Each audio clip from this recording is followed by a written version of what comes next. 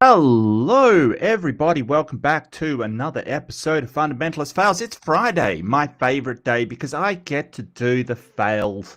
The fail train has left the station, and it's very well. Greetings to you. Now, I was going to do Cameron Batuzzi. I can't remember his channel name. Anyway, the Tuzi was talking about sort of an earthquake and things like that.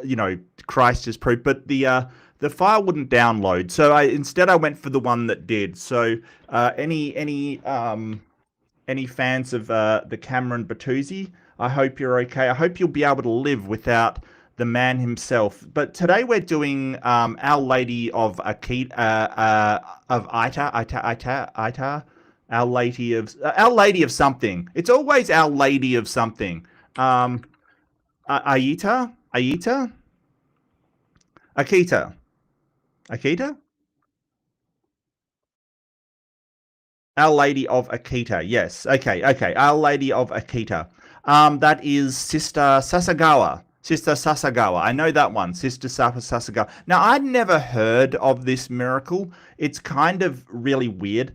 The video that we're doing comes from a channel called Messenger of God, which is quite a large channel, all things considered. But he's sort of done a video about this miracle that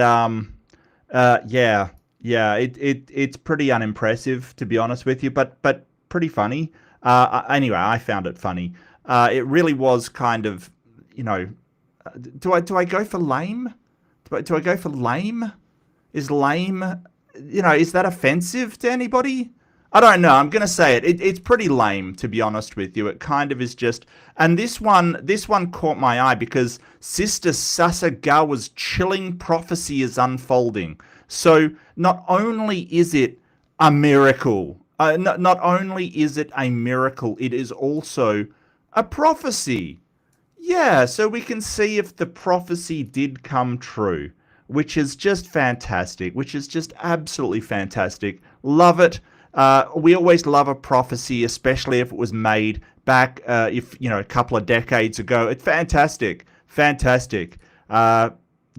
Any guesses for whether the prophecy came true or not? I'll take your guesses out there in the chat. But let's get on. And I had to share and put in the thing. Sorry, I'm a bit disorganized today. I didn't get a lot of sleep, but I had to.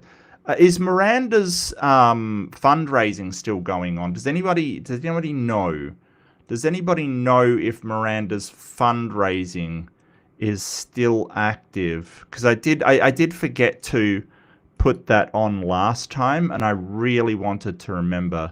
It is still going on. It does look like it. Okay. I will link to Miranda's fundraiser. So if you can give generously, please do. I totally get the things are tough, but they're especially tough for Miranda. Please help Miranda with her medical bills, her fundraiser.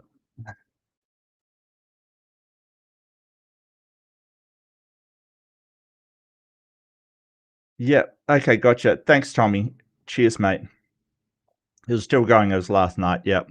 So I'll pin that up because last time I do apologize. Last time I forgot to put it up. So, and actually, before we get started, I did, and I do know that I have something to give you. I have a gift for all you lovely little humans in the chat. Oh, I presume you're humans. Look, if Bigfoot Jesus is in the chat, I'm sorry, but all you other humans take this. It's dangerous to go alone. Take this. Take it. There you go. And your account has been deleted. Has absolutely. Oh, look at that. Look at that aim. Wow. Okay. I got Kip. That's amazing. I hit Kip. I think Kip's like Kip. Kip. Take it. Take it. You can now use emotes. I was gonna give Jedi a no worries earlier. Yeah, there you go, Jedi. There you go, buddy. But anyway, those thanks to Mark Reed for hitting Kip in the face with a membership. Now he's got no excuse for not coming over. There you go. Those go out to Astronomy.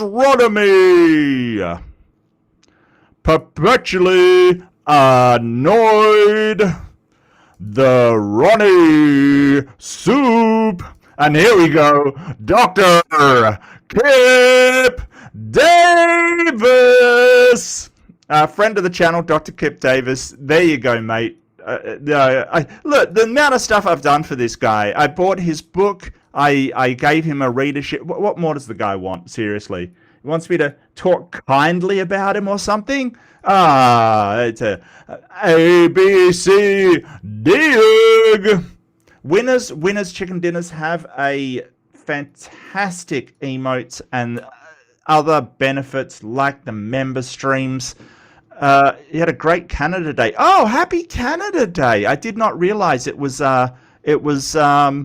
Canada Day. I don't know exactly what that is. I presume it's like Australia Day, but you know, Canadian. More beavers, poutine, and maple syrup. I presume. I don't know. I don't know. But hey, look. In my opinion, Canadians are just cold weather Australians. That's basically, you know. I think that it's insane that two countries on either side of the planet are so similar in mentality. It's it's pretty cool. It's pretty good. It's pretty good. I think maybe Canadians are just a bit more polite than Australians, maybe. Anyway, the chilling prophecy. So this is Messenger of God and Sister Sasagawa's chilling prophecy unfolding before our very eyes. So we will go and we will review this, see what it says. Now, I didn't even, again, I had no idea about this one. I had no idea this even happened, okay? Like, sniper level? Yeah, absolutely. Look, I'm happy. I'm happy it hit Kip right in the face. That's great. That's fantastic. I didn't know that Kip could even get. Anyway, let's go. もし人々が悔い改めないなら、御父は人類の上に大いなる罰を下そうとされて。Oh yeah. That's been said for the last 2,000 years. The punishment's been cut. You wait. You just wait. It's almost here. This was back in the 70s, by the way. This people didn't repent. God doesn't seem to have sent the terrible punishment yet. But hey, it could happen.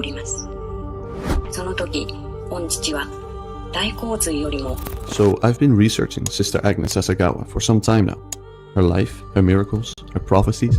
And the more I dug into this story, the more I realized that most people have never heard a full story. And that's strange, because what happened in that small convent in northern Japan in 1973 is one of the most well-documented, most investigated, most scientifically verified supernatural events of the entire 20th century. Yeah, I have reasons to doubt that it is the most scientifically verified supernatural thing. As far as I know, there has been no scientific verification of any supernatural event. Canada Day celebrates the founding of our country by signing of the British North America Act in the British Parliament. Oh, okay, got you. All right. Yeah, so it's like the Foundation Day for Australia. Look, our Australia Day is a bit different, Vesta. It kind of is. The Australia Day celebrates the day that the First Fleet landed on the shores, so it really celebrates the colonization rather than the foundation of the country. So it's nice that you are celebrating the right thing. I don't feel like celebrating when ships basically came to take the land away from the native inhabitants. Is Foundation Day, although Australia was founded like on New Year's Day, so obviously we can't have a holiday on that day. or it's already a holiday. I don't know, but whatever. It's just, yeah. No, I'd be happy with that. I'd be happy with a Australia Day that was the founding of the country, not the arrival of the, colonizers, basically. That would be nice. A wooden statue wept real human tears 101 times. It was even on Japanese national television. I'm not. So this is supposed to be. Look, this is supposed to be a statue of Mary. I'm not sure that Mary was like sort of that.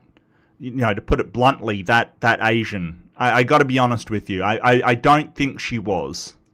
Okay, that looks like a very, very localized version of Mary. Just saying. Like, I've got no problem with it. It was even on Japanese national television. Allegedly, yes. They basically had a camera crew filming this statue weeping kind of thing. And there's a couple of ways they sort of go about that, and I'll go into that later. They did the weeping statue trick. Japanese national television. In a Catholic convent in a small hamlet outside the city of Akita, Sister Agnes Sasagawa experienced the first of many supernatural occurrences. Scientists took samples and confirmed it was human DNA. The local bishop investigated it for 8 years before approving it. And Cardinal Ratzinger, the man who would later become Pope Benedict, personally reviewed the case and gave approval. And then there's the third message, delivered on October 13, 1973, to a deaf nun in a small chapel in northern Japan. But to understand why anyone would take this seriously, we need to go back much further to a small town in Japan in 1931, to a girl who almost didn't survive her first year of life. The baby survives, but the baby is very fragile from the start. Her name is Katsuko Sasagawa. She grows up, goes to school, her teen years fly by, and at 19 she ends up on an operating table for what should be an easy surgery, an appendectomy. But something goes wrong. Nobody ever fully explained what happened that day, but the result is devastating. When she wakes up, she cannot move. Paralysis of the central nervous system. She is told she will spend the next 10 years in a hospital bed. She would not walk out until she was nearly 30 years old. Yeah, I've got some doubts over, okay, that possibly could happen, sure. It's not a problem, really. It's just it lends credibility to the story because she is obviously somebody that had a hard life to begin with. I'm not sure why we would use that unless it's for an argument from emotion or an emotional appeal, basically. Like, she had a really hard life when she was young. Believe her now, because someone like that wouldn't make something up. In between that time were 11 surgeries, each one more painful than the next. One of the nurses inside that hospital was deeply Catholic, and that nurse was given the order to take care for Katsuko. At some point she carried water with her to the hospital. The water was from the spring of Lourdes. Katsuko drank it and she started getting better. Now look, the church never called this a miracle. I need to be honest about that. But here is what we... Yeah, or it could be the 11 surgeries and sort of countless taking care of her. I mean, there was other stuff. It wasn't like she stayed at home and just drank the water. Like, I mean, come on. And we do know that the mentality of somebody is tied to how well they recover from medical stuff. Just because there was water involved doesn't mean that water has any special healing properties. I mean, come on, seriously? Like, if someone's in hospital being treated and you bring them holy water, like, it's probably not the water, because there's plenty of people in hospital being treated for stuff that don't get special water and they get better. Like, seriously, what are we doing here? What are we doing here? What about all the other patients that were treated in the hospital? Did they get holy water from the spring of Lourdes or whatever? What? What? Why? We do know. A woman paralyzed for years, multiple surgeries, and the days after she drank that water, she started getting better, day by day. She became strong enough to be discharged from the hospital. She could walk. Awkward, uncertain steps after years of not using her legs, but she was walking. And somewhere in those years, lying in that hospital bed, something shifted in her.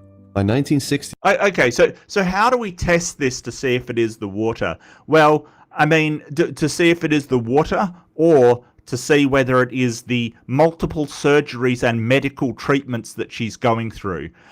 Well, we could, Just have someone drink the water, see if they get better, and somebody just do the multiple surgeries and see if they get better. I'm pretty sure which one I'd have my money on.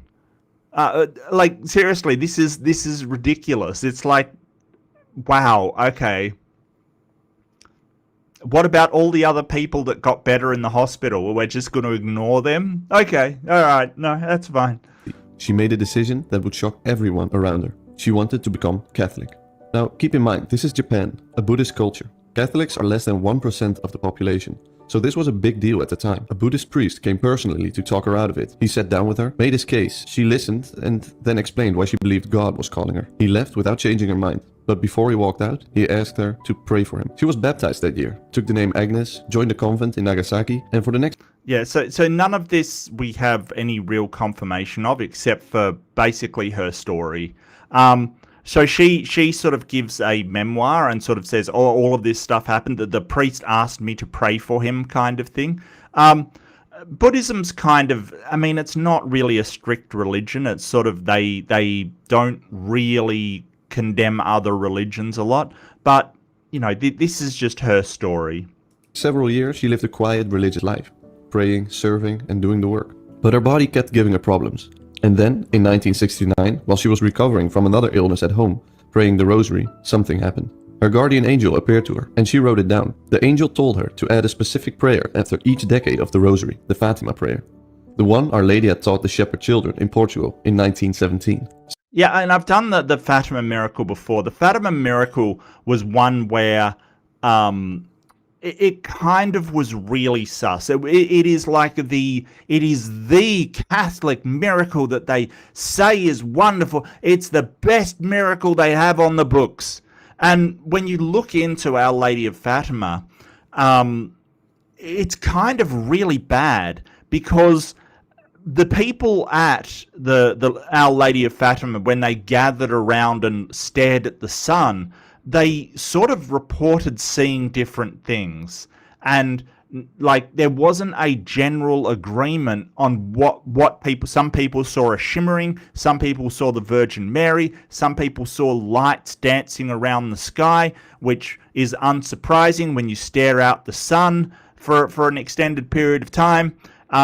You know, there was conflicting reports. And then when you look into the prophecies that they keep going on about, of these you know, these prophecies, these predictions that the people made about it, or there was one girl who made these predictions. She basically said, well, I have a prediction for the future, but I can't tell you what it is, right? And then after World War II, she says, oh, the prediction was for a great war that would kill so many people, but I got this before the World War, but I was told not to tell you until after. It is the lamest excuse for why you didn't predict the war to end all wars, basically. The World War II was huge, and why shouldn't... Oh, the spirit told her not to tell anybody. What? It's actually pretty bad. It's pretty bad. Sister Agnes had never heard this prayer before. Oh, so she claims. Look, if you are a devout Catholic, I don't care that you're in Japan or Guatemala or in Mexico or anywhere, right? Like, if you are a devout Catholic, you are going to hear about Our Lady of Fatima. You are. Okay, so this is 69. This is a good, 20 years? What was Our Lady of Fatima? It was like around, it was just before World War II. I believe it was like 30-something, the Miracle of the Sun. Oh, 1917 was the actual Miracle of the Sun, the actual visions that they saw.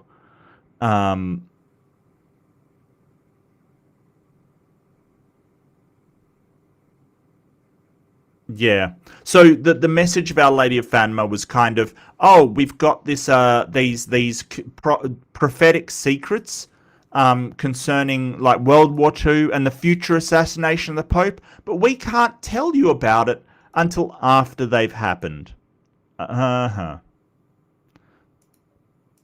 Yeah, there were people that didn't see anything at all. Correct, yes. But the ones that did see something said, hey, we saw the Virgin Mary. And then others that were there that saw something said, hey, we saw a shimmering that occurred. And others that were there said, hey, we saw the Virgin Mary appear. And some said, you know, we see lights dancing around. It's like, my guy, you've just been staring at the sun for, you know, half an hour. Like, seriously, I'm amazed that you can actually see it all, quite frankly. But yes, there were people that said, we saw nothing at all. Nothing whatsoever. Or in her life. She wrote it down then in early 1973. Yeah, so like if you're a devout Catholic and you say, well, I've never heard of Lady of Fatima, and the prayer that she gave to people being like it is the miracle that the Catholics go to say, hey, the miracles happen. It is the single biggest event that the Catholic, like, to be a devout Catholic and say, well, I've never heard this prayer before. I have doubts. I really do, especially a nun. You know, like people that are supposed to devote their entire life to Catholicism. She starts noticing something. Sounds are getting quieter. She's leaning in to hear things she used to hear from across the room. And then, on March 16, 1973, she picks up a telephone and hears nothing. Doctors examine her. The diagnosis is progressive and incurable. She will never be able to hear again. She was 42 years old at this point, deaf, and around this exact time she receives a letter from a convent in the north of Japan, the Institute of the Handmaid of the Holy Eucharist, in a remote area called Akita. They are inviting her to come live a life of prayer with the community. She says yes. May 12, 1973. She arrives at the convent in Yusawadi, just outside the city of Akita, northern Japan. It's cold and it's surrounded by trees. Yeah, so, you know, incurable deafness, I'm not entirely sure. Like the actual recording of what documentation, that basically it said she was struggling with her hearing, not that she'd gone completely deaf, though she said she had gone completely deaf. I think that the medical diagnosis would probably take into account what she was saying, and it's uncertain whether that diagnosis was actually like a medical diagnosis of complete and incurable deafness, or it was just she does have some sort of problems with her hearing. It's kind of uncertain which it is. She has no idea what's about to happen in that building. Okay, so let me set the scene. The convent in Yusawadi is small. We're talking maybe 6 or 7 sisters in total. A chapel, a few rooms, surrounded by forest. This is not a famous place. Nobody outside of northern Japan has ever heard of it. The sisters here live a quiet life of prayer. They wake up early, they pray, I've never heard of it. Looks like a nice place. Convents generally freak me out. Well, they don't freak me out. They're just a bit weird, that's all. I don't know. I've never heard of it. Never heard of Sister Sasagawa, sorry. I don't know why I said Sister Sasagawa. Work, and that's their routine. Sister Agnes arrives on May 12, 1973. She's the new novice. She can't hear anything. She's communicating through writing and lip reading. She's just trying to get used to this new situation of hers. For the first month, nothing unusual happens. Then, on June 12, 1973, the other sisters had to leave the convent for a day. They ask Sister Agnes to stay behind and watch the place. She goes into the chapel to pray, and something stops her. There's a light coming from the tabernacle. I don't know why they're focusing on this picture. Like, why are they focusing on this picture? I don't. If they mean that's not the light, I presume that's just a focus circle. You know, focus on this part of the picture. Why? What is happening? Where's the light? Nobody recorded it? No? Okay. Well, I mean, it's the 70s. Maybe they paid for their excesses in the 60s. I don't know. Sister Agnes freezes. The light was brilliant, bright, whiter than the sun.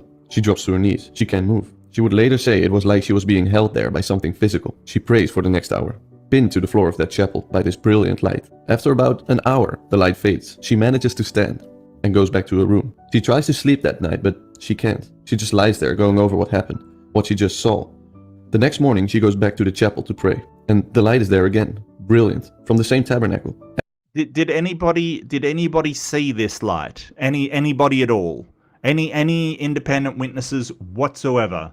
Did anybody, like, this is just okay, she saw a light. Great. After it fades, she goes and tells the chaplain, Father Teiji Yasuda, about what she saw. 2 days in a row, the same brilliant light. He tells her to trust that this is from God. She's praying in the chapel with the other sisters at this time, and the light comes a third time. She asks them quietly, do you see this? Do you see anything at all? They see nothing. Now, here's a detail worth knowing. Well, hold on a second. So she says she sees a light and is pinned to the floor, and they say, we don't see the light. You're out of your mind. And that's evidence of a miracle. Okay. Okay.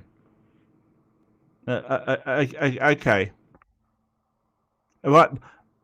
Yeah, because nothing like the outright denials of everybody around you. It kind of feels like the whole Paul thing, where, like, he's traveling, like, so if you don't know the story of the road of the miracle on the road to Damascus kind of thing, Paul's traveling the road. Paul from Tarsus is traveling the road. A light appears, and the people around him go, don't see it. They did say they heard voices, though. Go figure. But yeah, it kind of is that, one person saw it and the others didn't. A miracle! That's not really miraculous. That's some person saying they saw something and other people saying, no, you're wrong. Happens all the time, my guy. Okay. At this exact time, the bishop himself, Shojiro Ito, happened to be staying at the convent conducting a retreat. So Sister Agnes confides everything to him. The light, what she saw, and what she felt. Within days, the chaplain knows. The bishop knows. Sister Agnes is not hiding any of this. She's reporting it up the chain immediately. They do not dismiss this as a hoax or anything. They actually believe her. But they don't know what to do with it either. But none of them have any idea what's coming next. A few weeks pass. The light from the tabernacle keeps coming and going. The sisters know something is happening, but life in the convent continues as normal. Then, on June 28, 1973, 4 sisters, including Sister Agnes, are doing adoration in the chapel. It's the eve of the Feast of the Sacred Heart. They are the only 4 sisters in the convent that... Yeah, Jesus does not look like this. Look, no Palestinian from the ancient Levant looked like this. And plus, it was in Japan, so, like, if we could just get a bit more Japanese anime to this Jesus, I would really appreciate. I mean, the statue that comes into it later is seriously like a anime character. It is you know, to be blunt, really Asian. If somebody showed me that statue, I wouldn't assume that it's Mary, because people in Palestine did not look like that. Evening. And then Sister Agnes sees something the others don't. A whole group of angels has appeared around the altar. She would later describe them as a cloud, a multitude, surrounding the Eucharist, bowing, worshipping in complete silence. The other sisters have their eyes closed. They feel nothing. They see nothing. She sits there, watching this for what feels like a long time. The other sisters are all looking at Sister Agnes with open eyes. And then, while she's there in the chapel praying, she feels something. A sharp pain, right in the palm of her left hand, like something just pierced through it. She opens her hand, and there's a wound, a cross, engraved right into her palm. Yeah, so this is stigmata. Basically, there is no real documented cases of real stigmata happening. As we've gotten better at investigation, like medical investigation, stigmata is usually people doing it to themselves. Now, the question would become, why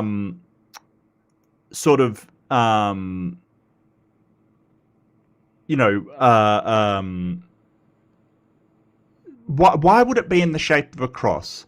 So stigmata is basically the people showing in their hands or their feet, right? The wounds of Christ. Okay, so So the wounds of Christ have appeared in people's hands, and mostly they have been hoaxes. Now, why would it appear in the shape of a cross? Okay, that's sort of a representation that believers would think is significant, but Jesus, like, he was crucified on a cross. The nails put into him were not cross-shaped. Okay, so why would wounds appear in the shape of a cross? But if stigmata is a person experiencing the wounds that Jesus suffered, Jesus did not suffer wounds in the shape of a cross. He was crucified on the cross. So this seems to be sort of a very primitive understanding of what this supernatural occurrence is supposed to be, and trying to act it out in a way that feels significant, but makes it completely silly, right? Because the whole point is, with stigmata, it sort of is bleeding from the hands and the feet, and some people have had, blood spots from the crown of thorns around their head, kind of thing. That they suffer the wounds that Jesus suffered. There's been a couple of cases where people have confessed hoaxes. There's been cases where people who have suffered from stigmata, that they've mirrored medieval artwork. They've mirrored artwork from about the time period instead of wounds that would be consistent with actual Roman crucifixion, right? Like, for instance, like the wounds on the hands. Okay, the wounds on the hands. Romans, they didn't crucify people through the hands. Usually they did it through the wrists, not the hands.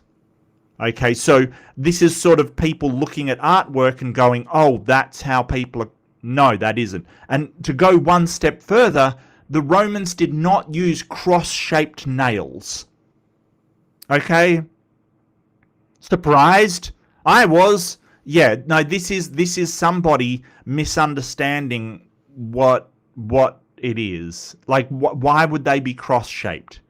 It's unknown. Deep enough so you can see the exact shape of it, and from the middle of that cross, a small hole, bleeding. Okay, just quickly for those watching who maybe don't know, this is what's called a stigmata. The stigmata were the wounds of Christ, the actual marks left on his body when he was crucified. And throughout... Yeah, no, I can confidently say that nobody crucified in 1st century AD by the Roman Empire were the marks left on their body were cross-shaped. I could confidently say that. And this is the problem. You're absolutely right, Tommy. You're absolutely right. Yes, and Jason, yeah, you're both right. The hand bones are too frail. So the wounds of Christ, if he was crucified, right, if he existed, if he was crucified, would not have been through the hand. It would have been through the wrist. The problem is that people like the Catholics, they've seen so much, especially through the medieval ages, so much paintings, artwork, depictions in sculpture that incorrectly showed how the crucifixion was performed, that they then, obviously do it to themselves, and they put it on their hands. So this is how we know that, stigmata is not a real thing. It's not. The last 800 years or so, a very small number of people have reportedly had these wounds appear on their own bodies, with no explanation.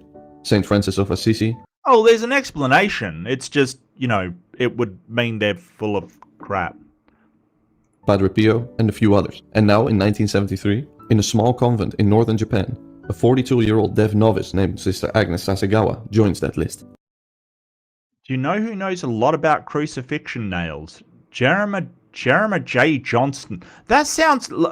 I'm sorry, but Jeremiah J. Johnston sounds like a character from a Spider-Man comic. I'm sorry. It does. It does. I'm expecting, Jeremiah J. Johnston to be, ranting that Spider-Man is a scourge on the city. Hiding people in his basement. Oh, he's part of Christian Thinkers Society.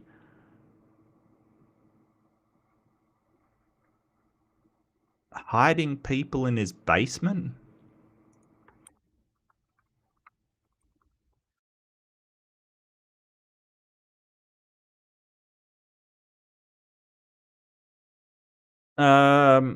Vice President for Innovation and Strategic Marketing at Houston Baptist University. Well, yeah, nothing like a guy that that goes into theology to do strategic marketing. Just. Oh no, that's the elder Jerry Johnston. Okay, Jeremiah Johnston. There's a whole Johnston thing here.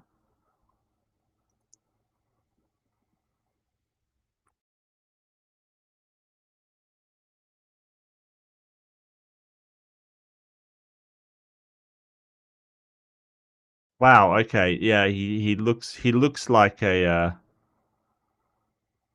okay. I don't know who this man is, but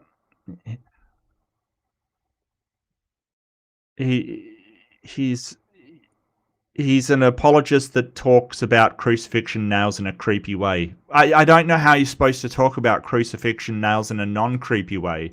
It's a creepy thing to do. I mean, it was absolutely brutal. You got to hand it to the Romans. They were certainly very, very efficient about the way they went about things. The pain is severe. Some reports state she screamed, while other reports state she was in a total trance and not even...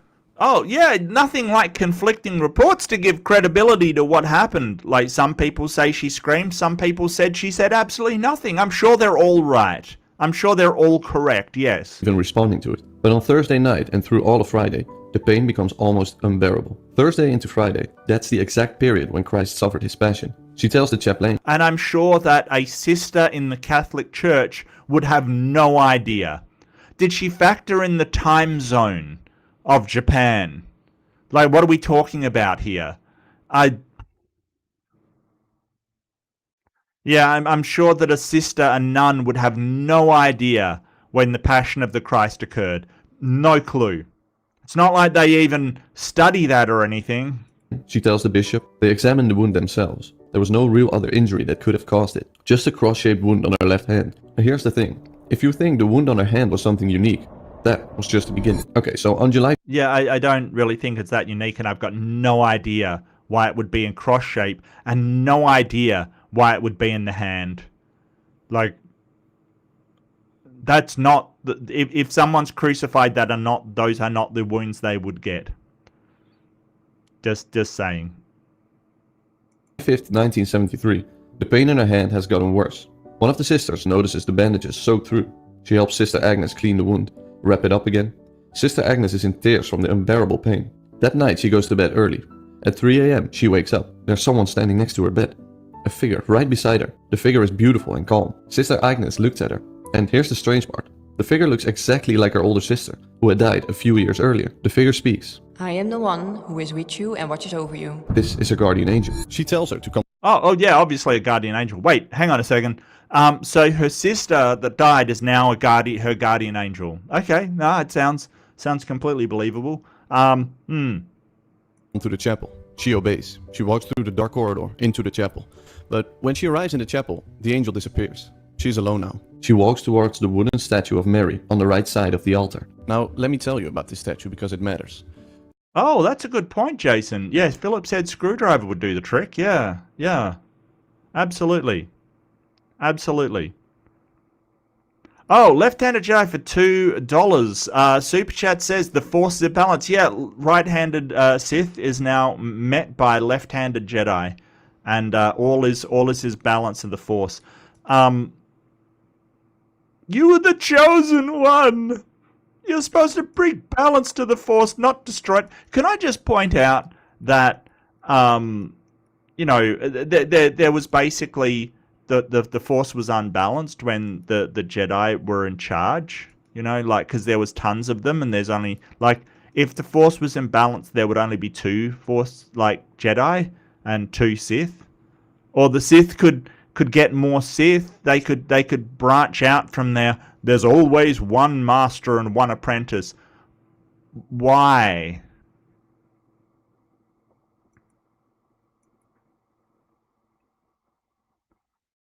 It was carved from a single block of wood by just a local Buddhist sculptor in 1965. It was just a single block of wood, nothing special.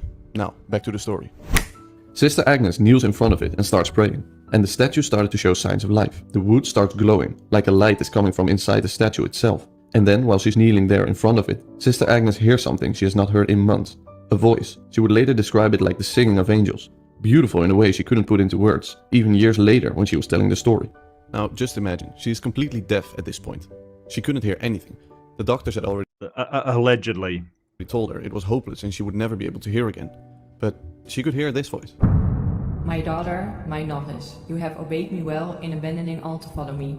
Does the wound in your hand cause you to suffer? Pray in reparation for the sins of men. Your deafness will be healed. Then, the voice fades and the statue stops glowing. Now she's there all alone at 3 a.m. in the chapel, and she's completely deaf again. She can't hear a thing. So she goes and tells the chaplain and the bishop again. They take her seriously, but here's the thing. Anyone can claim they hear a voice. They need something they can actually see and verify. The next morning, Sister Agnes asks one of the other sisters, Sister Kotake, to go inspect the statue, just to have a look at it. She doesn't tell her why. Sister Kotake walks into the chapel and looks at the statue, and she drops to her knees, sobbing. Because on the right hand of that wooden statue, there's now a cross engraved into the palm with a small hole in the center, and it's bleeding. Yeah. So again, the wounds of Christ wouldn't be on the hands; they'd be on the wrists. This is and in the shape. Why in the shape of a cross? Why in the shape of a cross? I don't understand why it would be in the shape of a cross. Like you don't have a consistency with your law here. Why would it be like if you're suffering the wounds that Christ suffered? Why? Like why?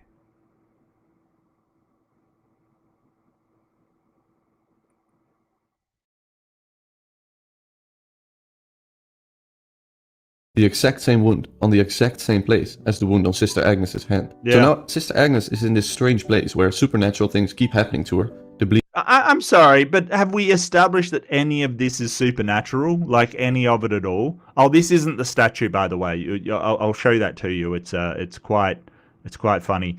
Yeah, that's a good point, Jinx. Yeah. Yeah, you're right, Jason. Like they were all active at the same time. Yeah. wound on her hand, the statue with the matching wound, hearing a voice while completely deaf. She doesn't fully understand what's going on. Nobody around her does either. About a month passes. The wound on her hand keeps coming and going. And then on August 3rd, 1973, she's in the chapel praying, and the statue speaks to her again. But this time, the message is different. Many men in this world afflict the Lord. I desire souls to console him, to soften the anger of the Heavenly Father. I wish with my Son for souls who will repair by their suffering and their poverty for the sinners and ingrates. Okay, so far still pretty standard. Asking for a prayer, and also asking for sacrifices. Okay, so any holy chapter asking for people like souls to sacrifice is kind of a bit scary, especially with the problems that Japan has had with Christian cults, basically. Don't believe me? One of their biggest terrorist attack where they released sarin gas was a Christian cult. Like, it's absolutely frightening that she's asking for sacrifices. But the message takes a turn. In order that the world might know his anger, the Heavenly Father is preparing to inflict a great warning on all mankind. Okay, so now the message becomes more urgent, and we're pretty much in prophecy territory. Let's continue the message. With my Son, I have intervened so many times to appease the wrath of the Father. I have prevented the coming of disasters by offering him the sufferings of the Son on the cross, his blood and beloved souls who console him, forming a cohort of victim souls. So now she's saying the judgment has been held back multiple times, but it can be held back forever. So this isn't fixed. The warning isn't certain. It depends on what people do, on whether they actually pray, actually repent. The voice ends by asking the community to love poverty, to sanctify itself, to pray in reparation for the ingratitude and outrages of so many men. Then yeah, so it's basically saying that, oh, I've held him back. I've held the angry God back so many times. Do you see? From all the nothing that happened, See how I held him back? What? Yes, Heaven's Gate. Yep. Heaven's Gate was the one. Yeah. The worst stuff. Like, it is the worst. It stops, and Sister Agnes is alone in the chapel again, trying to process what she just heard. The bishop and chaplain write everything down Sister Agnes tells them to. They take it seriously, because here's the thing. They believed her about the first message. They've seen the wound on her hand. They've seen the wound on the statue. Whatever is happening here is not something Sister Agnes is making up. How do you know that? Like, how do you know that? Like, it is quite easy for someone to make wounds in their own hands. It is quite easy for someone to say, hey, I saw a vision, especially when other people don't see the same thing. And it's very, very easy to just make up. Like, why do you just assume it's supernatural? Like, this is a lack of skepticism. It definitely is a holy message. Yeah, absolutely. And there's still one more message coming. So this is the statue, okay, which look, artistic license aside, I would not guess that is Mary. I wouldn't. I'm sorry. I would not guess that is a Palestinian woman living in the 1st century AD. I wouldn't. Just wouldn't. So at this point, we're a couple months into this thing. The bleeding, the wounds. Sister Agnes is getting exhausted. But on July 27th, the angel speaks to her again. The angel tells her something specific. Today, the bleeding will stop. Today, the pain will end. And it happens exactly like that. The wound stops bleeding, and it never comes back. The pain is also gone. The angel also tells her the bleeding on the statue will stop. And it does. The statue stops bleeding. But here's the thing. The wound stays there. You can still see the cross engraved into the wood, the hole in the center. It just doesn't bleed anymore. So now we have a wooden statue with a cross-shaped wound on its hand sitting in this chapel. And then comes September 29th, 1973, the Feast of the Archangels.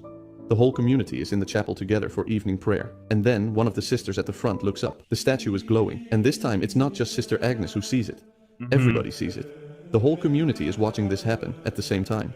The hands of the statue are glowing, especially bright. And then, while they're all watching, the wound on the right hand of the statue disappears. But that's not the end of it. Because as the light starts to fade, one of the sisters notices the statue is sweating. The forehead and her neck are wet. Drops are appearing on the wood. They wipe it down. More drops appear. They take cotton balls and start collecting the moisture. And the moisture has a smell. They would later describe it as a, quote, heavenly fragrance, like flowers. Okay, so basically they're saying, hey, this statue has a indent in it kind of thing, and it was done by a local carpenter.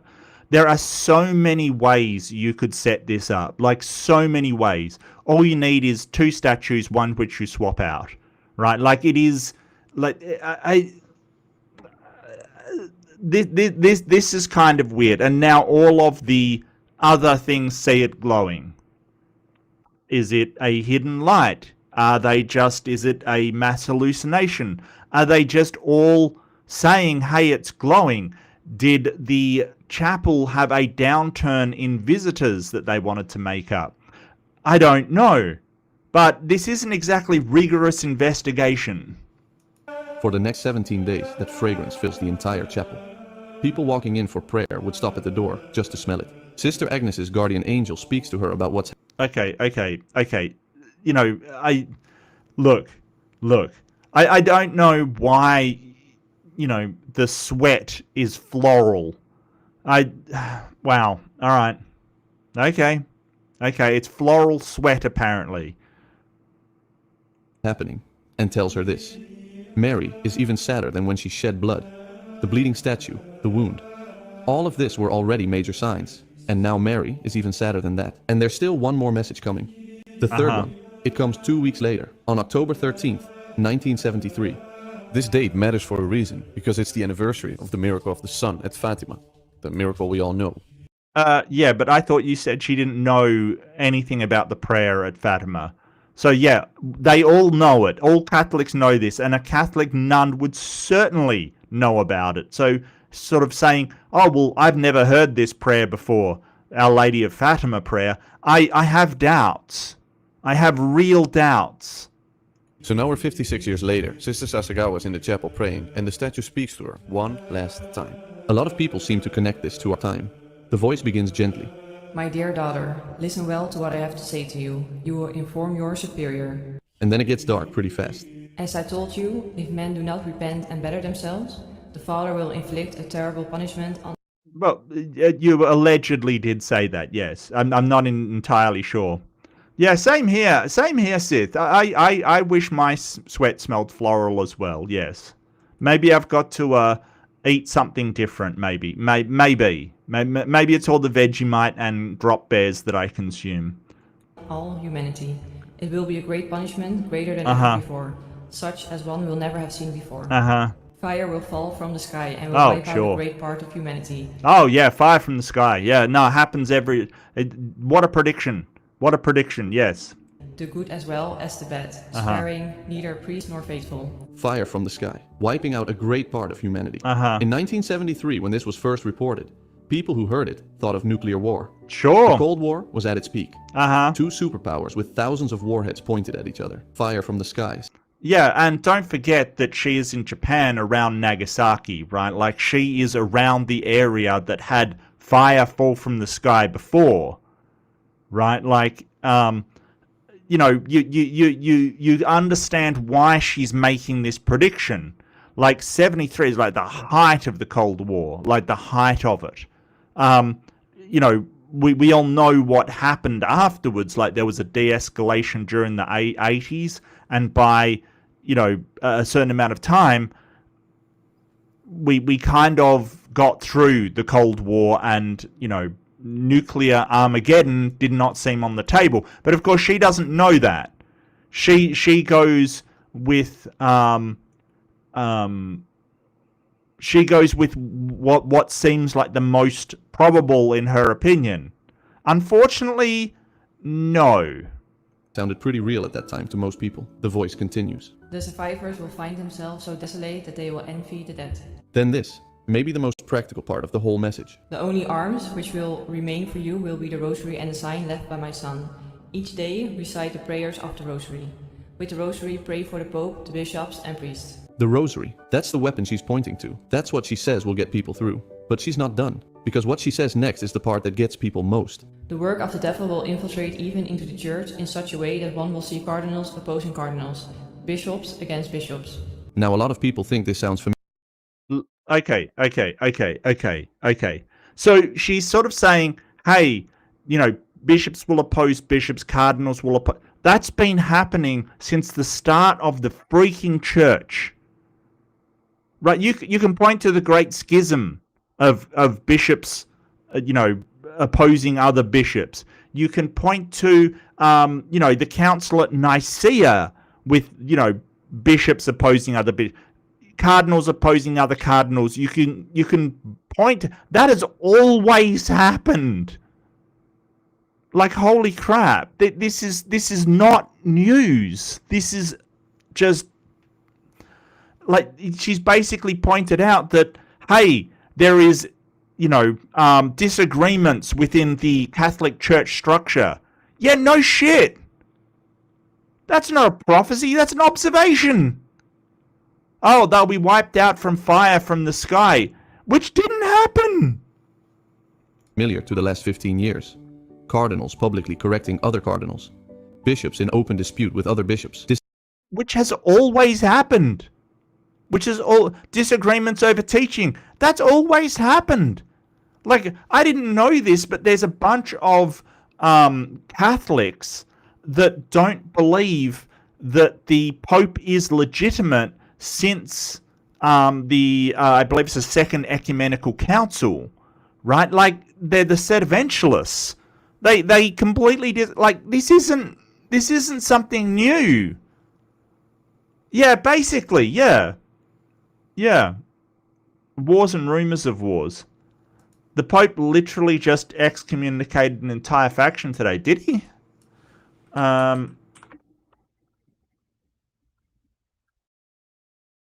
Let's see.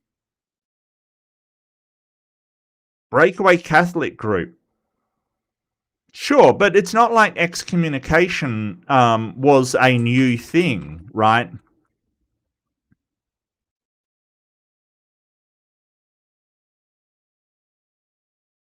Um,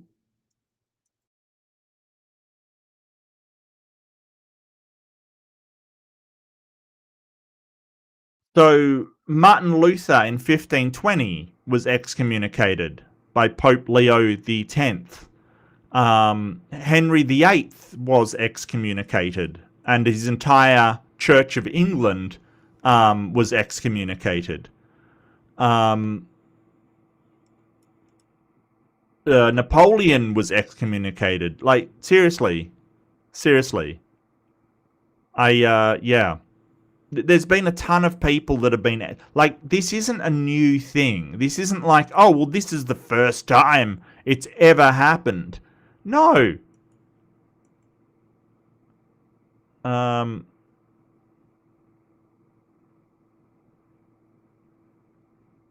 Society of St. Pius X.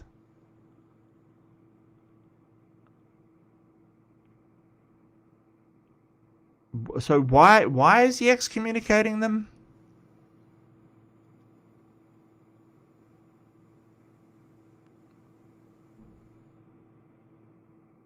I'm sorry, I don't keep up on my Catholic infighting.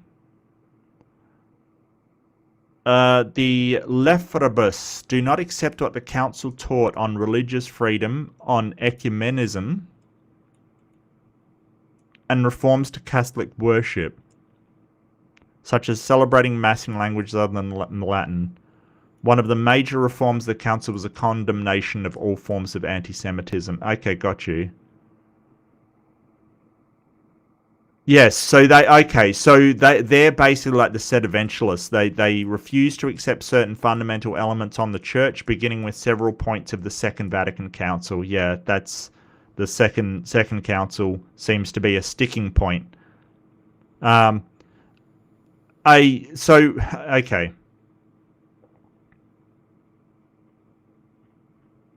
Yeah, so a lot of the time the sticking point in the Second Vatican Council was basically like, we're not going to blame the Jewish people for what happened to Jesus, because a lot of the way that the church saw the Jewish people were the ones responsible, and they got a lot of blame for it unfairly, So a lot of the ones that refuse to accept the Vatican II, the Second Vatican Council, they have a real problem with the sort of acceptance of other religions, the sort of the way that it sort of says, hey, we are no longer to blame the people of Judea for what happened to Jesus, and they have an issue with it. Disagreements over teaching. A lot of people link this to our time, to 2026 and the last 5 years. How? How is it linked to 2026 and the last 5 years? How? I mean, the biggest thing that's happened in the last 5 years is probably the whole, pandemic thing, the whole COVID thing, which killed a lot of people. It wasn't fire from the sky. It was fire from wet markets. I don't know. Like, what? Okay. The voice continues again. The thought of the loss of so many souls is the cause of her sadness. If sins increase in number and gravity, she says, there will be no longer any pardon for them. Then she says her last words to Sister Agnes. Today is the last time that I will speak to you in living voice. From now on, you will obey the one sent to you and your superior. Pray very much the prayers of the Rosary. I alone am able still to save you from disasters which approach. Those who place their confidence in me will be saved. And you would think this is where the story would start to slow down. The supernatural events would be gone, but it just continues. So now we're past the third message. The voice from the statue is gone, and Sister Agnes will never ever hear that voice again. Over a year passes. It's now January 4th, 1975. One of the sisters walks into the chapel for morning prayer and looks at the statue. She freezes. The statue is crying. Tears are running down the wood from the eyes, down the cheeks. The sister runs to get the chaplain, Father Yasuda, the same priest who has been documenting all of this from the beginning. Same father. Gotcha. Yeah.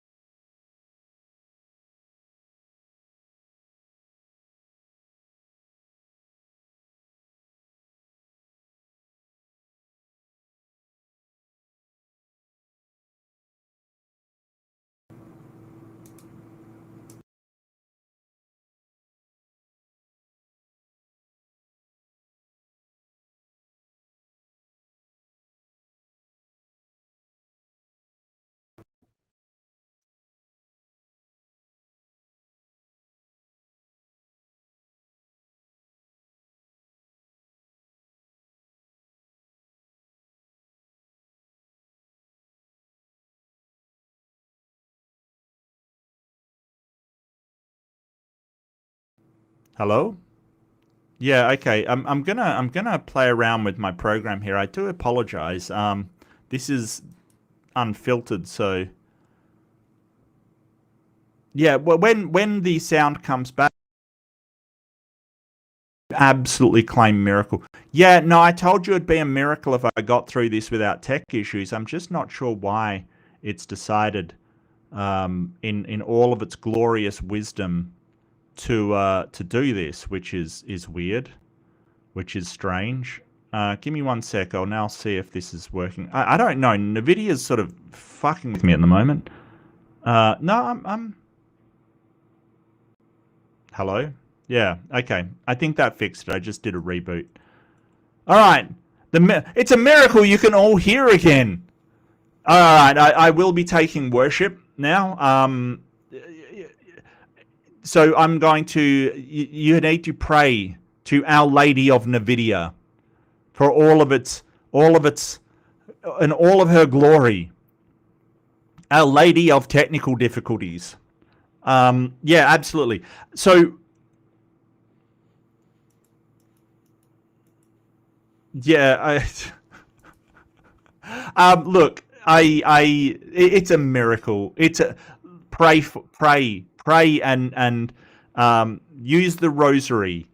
Pray with the rosary. Look, however, whatever that means to you, use them for anal beads for all I care. Doesn't really matter. I don't. Has anyone ever done that? Why am I focused on that? Just stop. So there's multiple ways that you can get a statue to cry, and they've been documented through a lot of fraud cases. Now, I don't know if this was one. I don't know how they did. I don't know any. I just have a few things that we can go through which possibly could make a statue cry. Now, I don't know how much have you heard, but the with porous statues, with stuff that sort of like plaster or sort of some of the porous clay things that haven't been fired properly, they can have a reservoir behind the eyes, and then you just push air through the inside of the statue and it forces the liquid out through the porous exterior. Not sure if that would work with wood. Other times they have concealed ducts, and one of these was found with somebody using a water pistol to just push water through the ducts, and it comes out as tears kind of thing. Like it just is a tube going through the bottom of the statue, causes tears to come out of the statue, essentially, where the ducts are concealed. A third way is also they take a mixture of some liquid and fat, right? Like, so they will mix up some fatty residue or resin or something like that and put it under the eyes of the statue. And here's the ingenious one about that one. When it's heated, like, I don't know, when you light candles near it, for instance, it will melt this sort of, it can't be full wax because, of course, heat wouldn't melt that properly. But when the heat, sort of melts that residue, it will turn into running liquid kind of thing. So it's a diluted form of wax or resin that then seems to be tears. And I mean, aside from that, the sweating on it, like sometimes wood sweats and sometimes statues sweat if they're in the right conditions. So, but there's a number of ways to pull this off. He comes to the chapel. He looks at it in complete disbelief. The statue weeps 3 times that day. And that's just day 1. Over the next 6 years and 8 months, that statue weeps a total of 101 times. Let me give you the breakdown. 4 times, 1976. Several times, 1978, 12 times. And then 1979, the big year. The statue weeps 74 separate times in 1979. After that, the weeping slowed down. Just 4 more in 1981. Then it stops. The very last weeping happens on September 15th, 1981. Yeah, when probably about the time when they're realizing that the fire from the sky thing is probably not going to happen.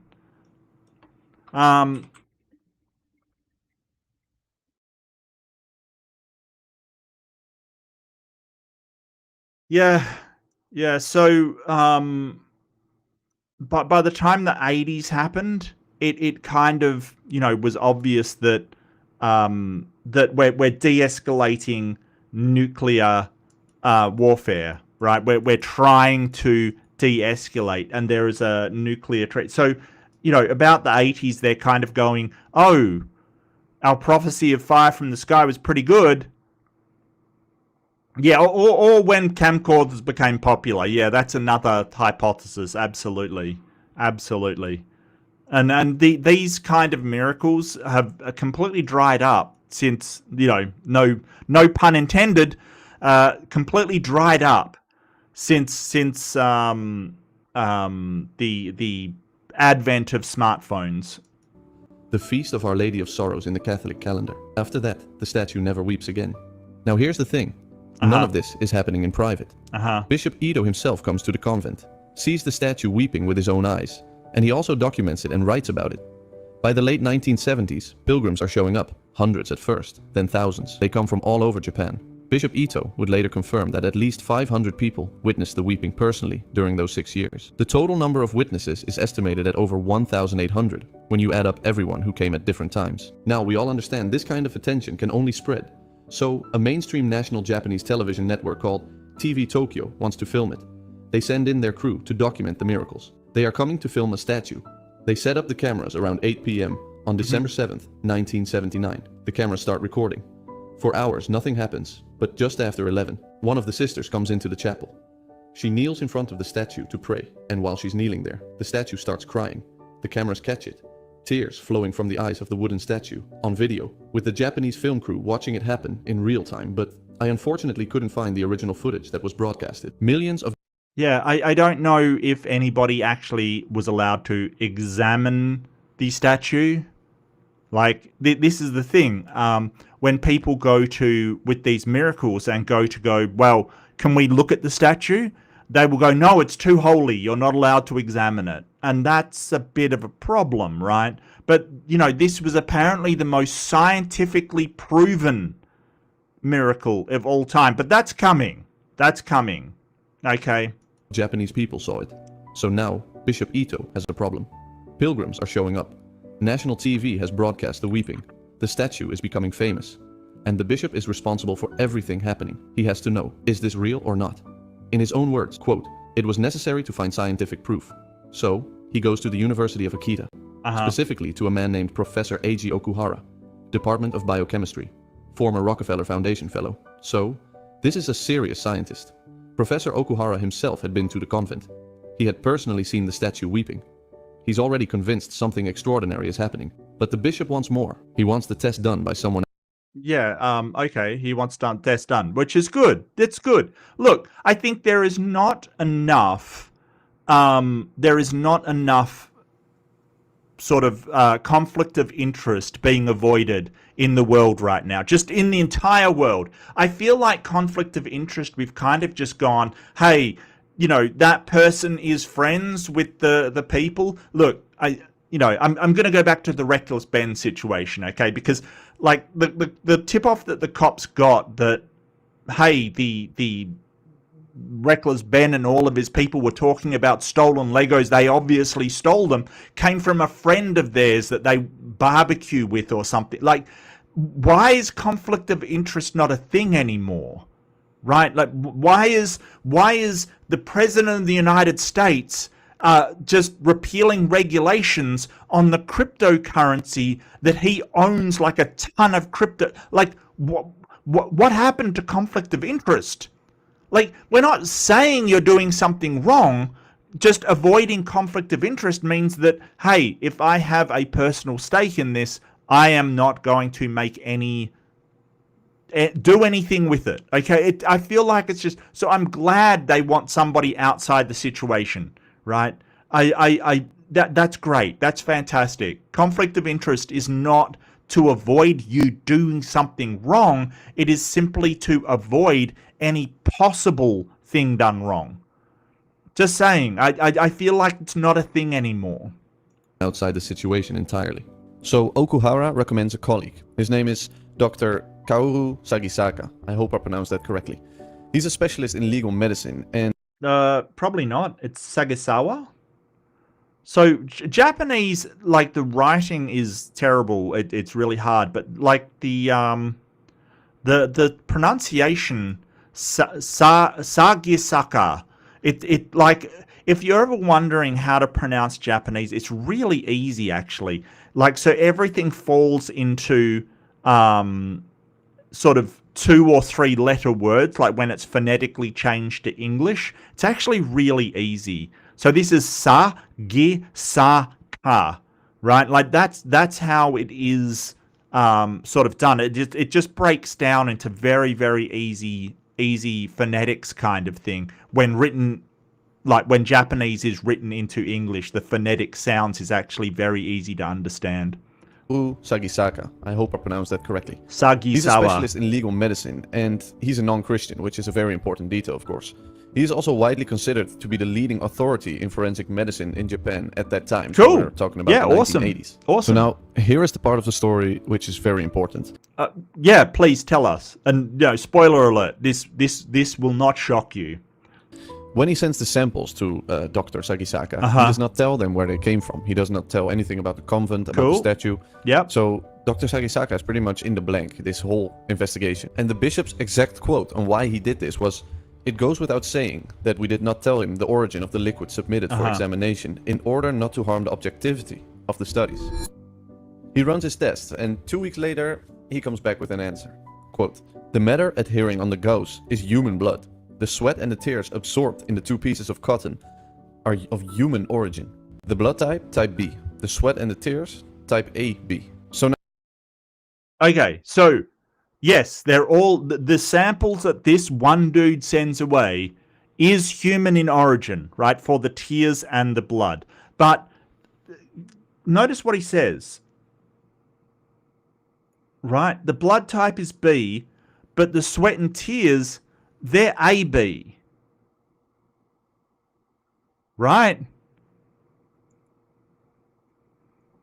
So you've got a different blood type for the blood than the tears. Almost like they belong to different people. If this is the Virgin Mary crying and... why? Is it that more than one person sent a sample? Like, he got a sample from 2 different people? Sweat and the tears, type AB. So now it's getting pretty overwhelming and scientifically impossible, pretty much. Because in every human being on Earth, as you may know, we all have the same blood type. If you have blood type B, you sweat blood type B. If you cry and you have blood type B, your tears are blood type B. Yes. But the weird thing about this is the blood was type B, but the sweat and the tears were AB, which is impossible. Yeah, or get me out, because I've got nothing. Maybe the samples that were sent in were from 2 different people in the convent. I'm sorry, I get those mixed up all the time. Maybe the convent had 2 different people send them in. No, he's not saying that, Jason. He's not saying that. Right? He's not saying that. He's saying, what he's saying is that we all have the same blood, like type for our sweat and tears as we do for our blood, right? It will match, right? So if you take a blood sample from me, it will match the type that for the tears and any kind of bodily anything that comes, any bodily fluid will have the same type. Doesn't matter whether it comes. No, that's not the same thing. Oh, okay. When your mic peaked, the sound went out. Okay, so I've got to keep calm and cool and collected. Unless they're a chimera. Yeah, it's correct. But, like, hear me out on this one. Maybe just 2 different people, like... one person from the convent submitted their blood and a different person submitted their tears. How do we know this came from the statue? Right? Nobody forensically did a forensic test of whether they were collected from the statue. Sweat and tears?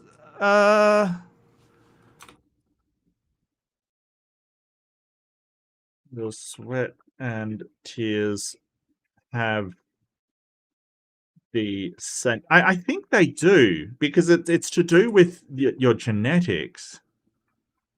As much as I hate consulting AI. Yeah, sweat is made of plasma. I mean, they're not the same. Okay. Yeah, it's got to do with your genetics. About 80%. So this is just the AI overview, so do take this with a grain of salt. About 80% people are secretors, meaning their bodily fluids like tears, sweat, saliva do contain their ABO blood type antigens. The remaining 20% are non-secretors and will not express these antigens in their fluids. But majority will do. But I mean, yeah, like I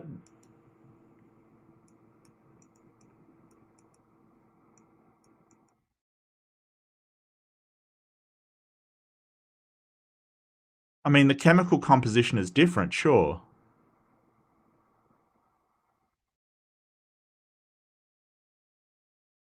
But yeah, you won't have a different... If you are a secretor and you do express that type in your, like, sweat and tears, it won't be different than your blood type.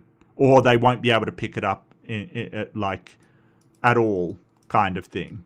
Right? It won't be that, hey, they're going to get a,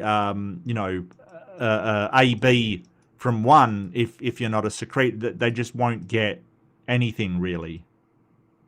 Yeah, earwax. Look, Jason, I mean, you should know that the human body is pretty gross all in. Like, seriously, my guy, the human body does some just gross stuff, let's face it. No, it's not impossible. Either A, it's a miracle where the statue has bleeding different blood than the tears, which is stupidly a person wouldn't do, or two people gave in two different samples, one for the blood and one for the tears. I mean, which is more likely? Then they ran another test in November 1981. Different sample of the same fluid from the same statue. The result this time, type O. So now you have 3 different human blood types. Yeah, almost like 3 different people sent in samples. That they went, oh, how do we get this blood? Well, I can give up blood this time, that's fine. Not realizing, hey, this is going to look mighty sus if the blood type comes back differently. But no, instead of saying, hey, this is an obvious scam where the convent has different people sending in different samples, right? Instead of the obvious conclusion, they come to the conclusion, it's a miracle. It's a miracle. Wow. From one wooden statue. And just to close the loop, Sister Agnes herself was type B. So even if she was somehow secretly producing the fluids and putting them on the statue, which would have been impossible given the witnesses, she could not have produced type AB or type O. According to the scientific evidence, this was something that should not be possible at all. Yeah, unless there were other people. Yeah. No, look, Australia, look at Australia for the horrors of humanity. Yeah, absolutely. Absolutely.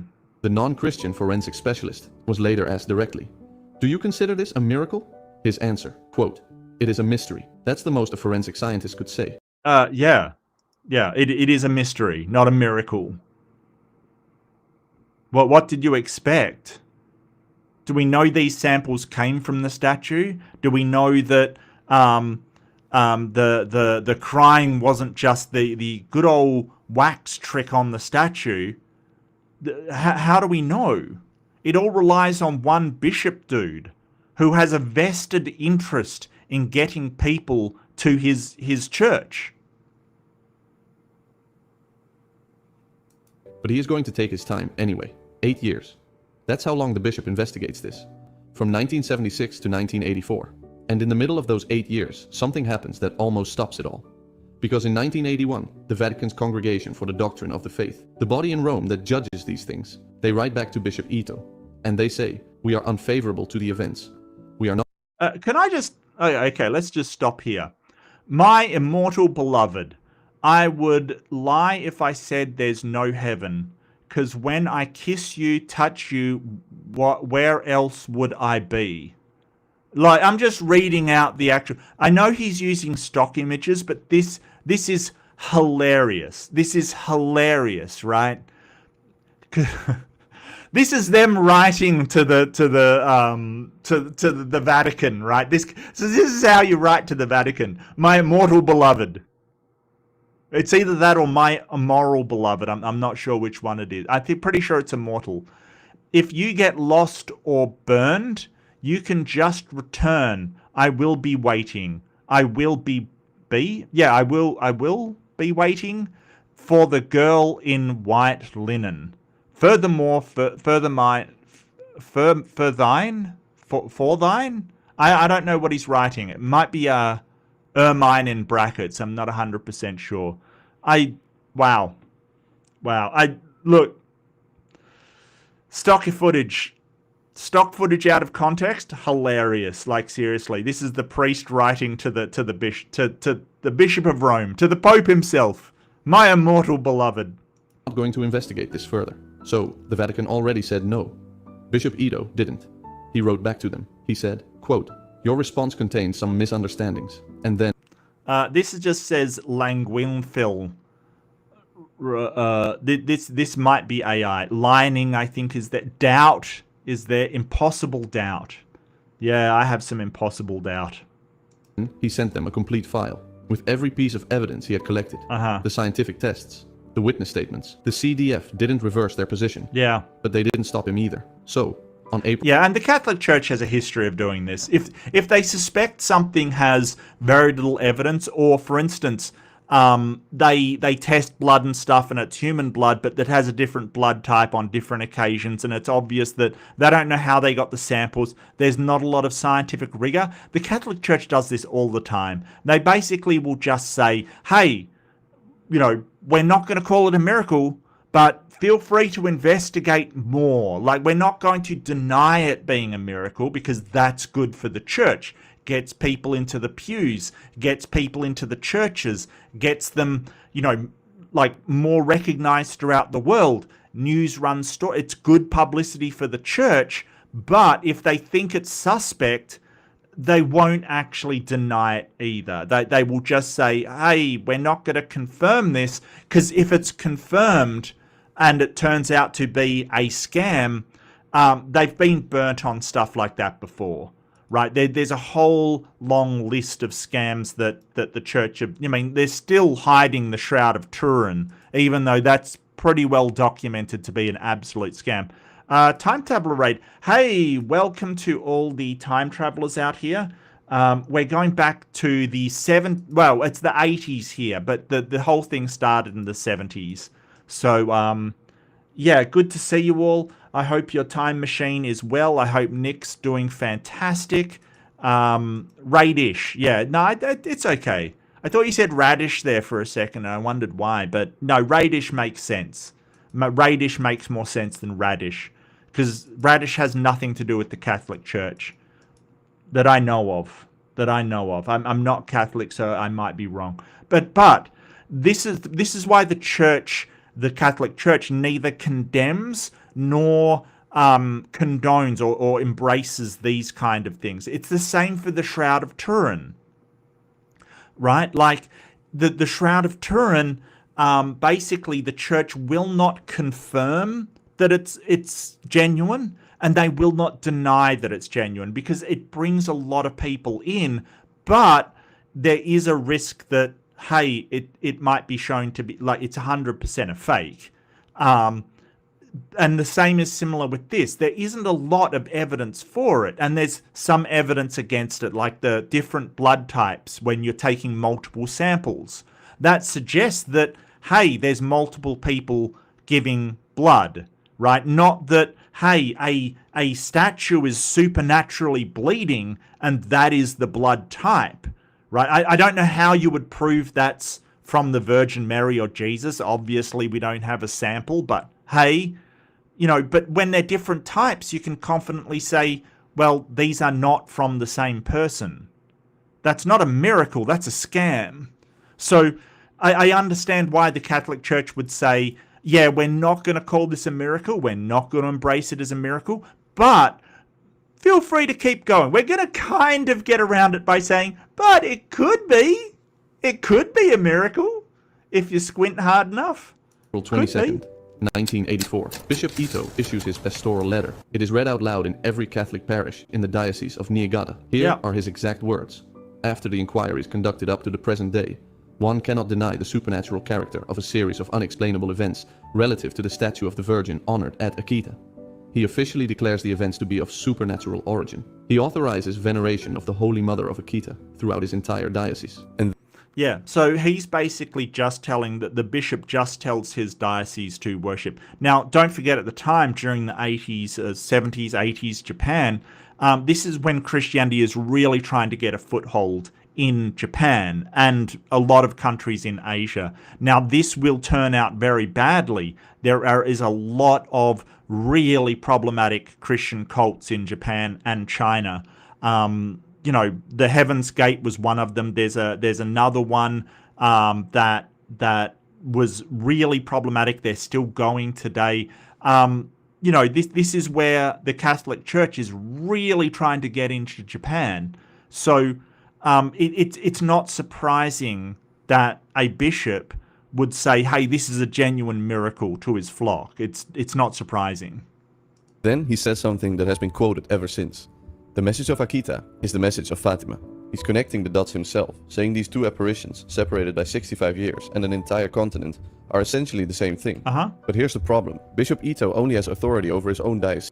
Yeah, so don't forget that Our Lady of Fatima is held up as the miracle for the Catholics. It is the one that they will point to if you ask a Catholic, oh, has there been any miracles that we can... And don't forget, Our Lady of Fatima, I've been through that before. That is a terrible miracle. Like, it's terrible. It's a lot of different people saw a lot of different things. They made a prediction about the Pope being assassinated and World War II, but they couldn't tell you about it. Like, so they said, I have a secret prediction. And then after these events, they said, yes, I knew that was coming. That was my prediction. Like the very worst prophecy ever, where, you know, you can't talk about it until it's already happened. Like, it is so bad.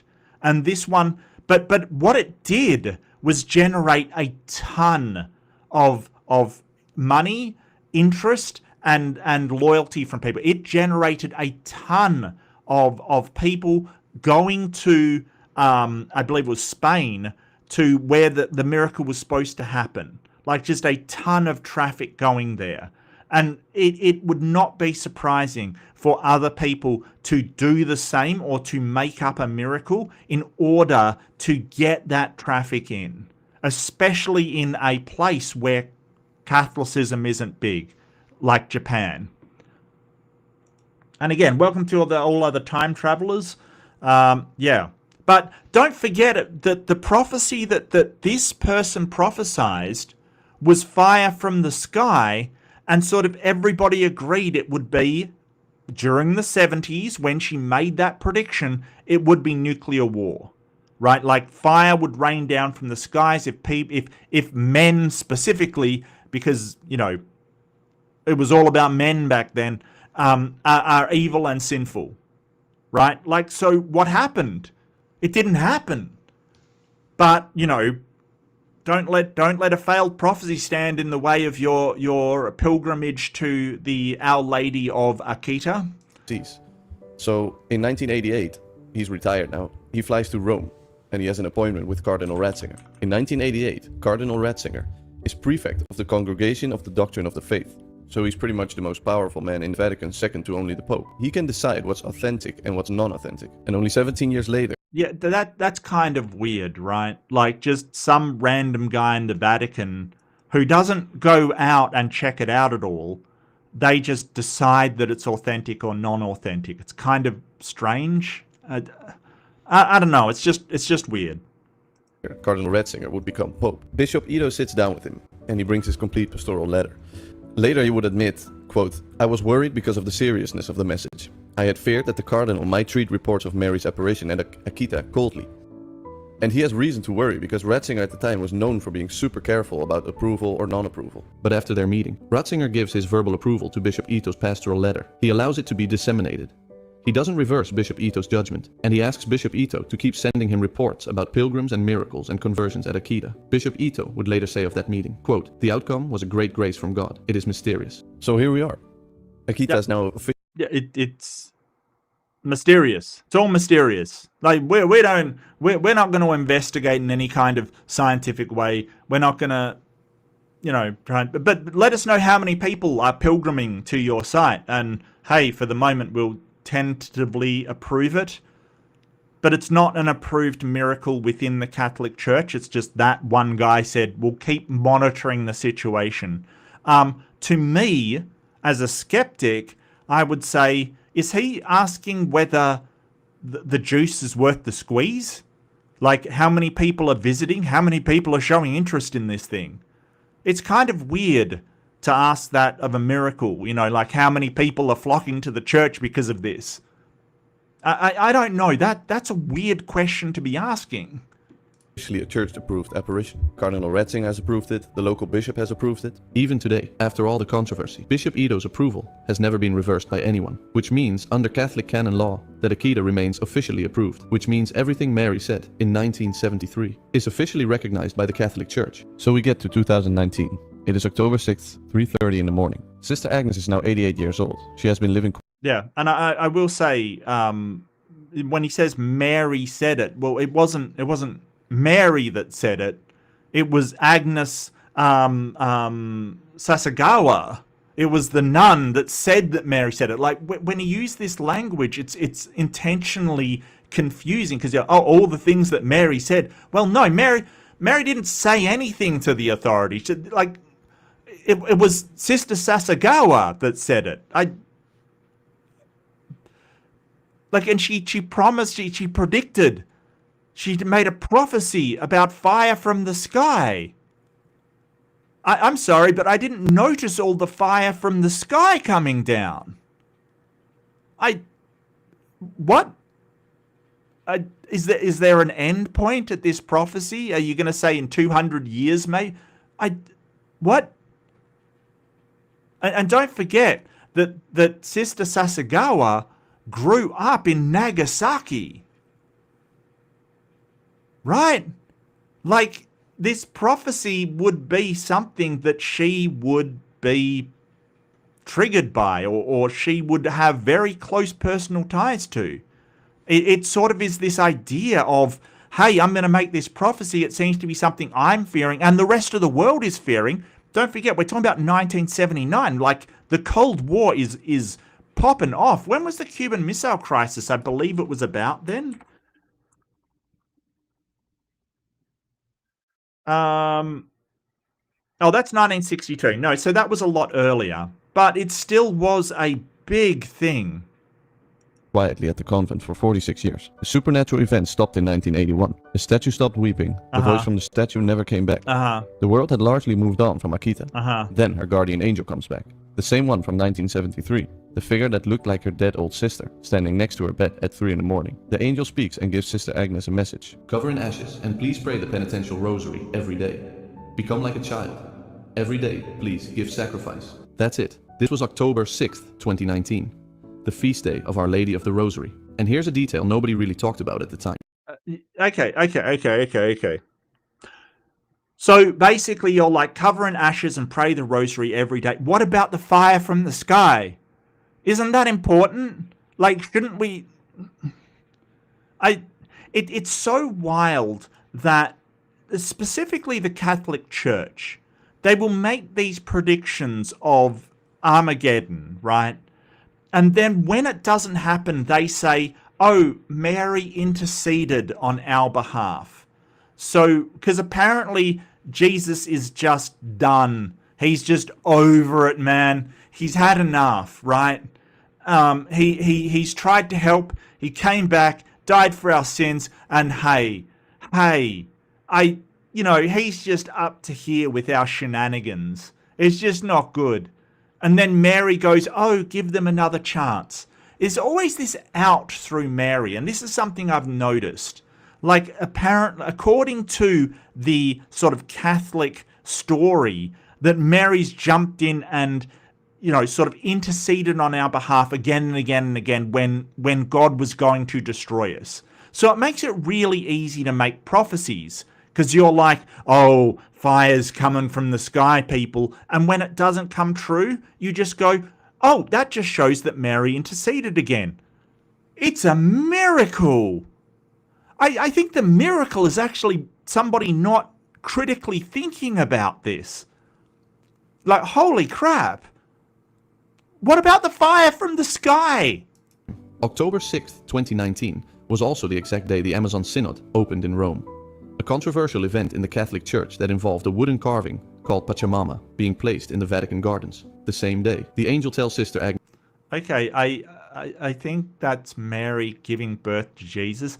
Okay, we need an obstetrician, because that is not the way a baby is supposed to be born. That is bad. Can we please have some obstetrics to the Vatican? That looks dangerous, man. That looks dangerous. This statue is getting a C-section, 100% guaranteed. Cover yourselves in ashes. In the Bible, when the prophet Jonah arrived in the city of Nineveh and warned them they had 40 days before destruction, the king of Nineveh covered himself in ashes. Yeah, and so my other segment during the week is God the Arsehole. I have gone through we just went through the Nineveh story. This sort of really unlikely story where it's Jonah and the whale story, basically.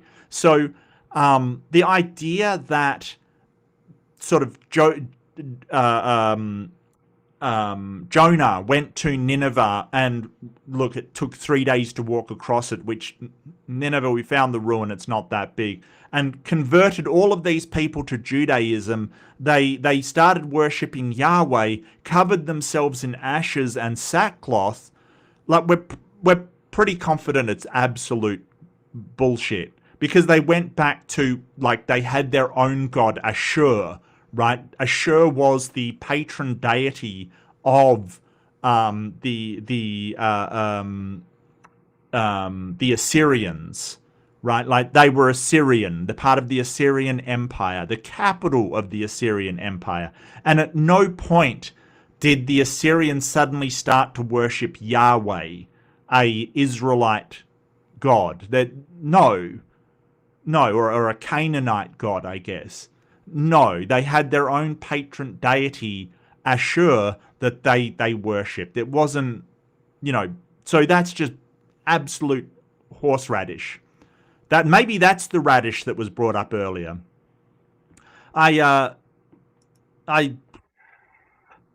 Yeah, so, and plus covering yourself in ashes seems to be a grieving thing. I'm not sure why you would cover yourself in ashes. It isn't even really something that is demanded by the Catholics or Christian faith. It sounds like something she read in the Bible and incorporated, because like no one is covering themselves in ashes. That isn't a thing. That, it's sort of like if they came back and said, hey, don't eat pork or bacon. Only eat the certain, that's not a Christian thing. So I don't know why Mary's asking modern Christians to go back and follow the doctrines of Judaism that wasn't even a doctrine of Judaism, it was just a cultural thing at the time. I have no idea. It's very weird. And it doesn't match, like, because covering yourself in ashes was kind of a sign of mourning, as well as wearing sackcloth, right? Like, so there was few things that they used to do in that region when people died, when there was a great mourning, an outpouring of grief for something, right? The reason why the king of Nineveh covered himself in ashes and wore sackcloth was because they were mourning the death of their nation that Jonah prophesied. He said, in 40 days your kingdom will be overthrown. And so they were mourning that. At least that's how the story goes. But obviously she doesn't know that. I don't... Wow. Ash Wednesday is a thing. Well, that's true. That is true. But, you know, I'm not 100% sure. I mean, isn't that something to do with Lent? Hang on a second.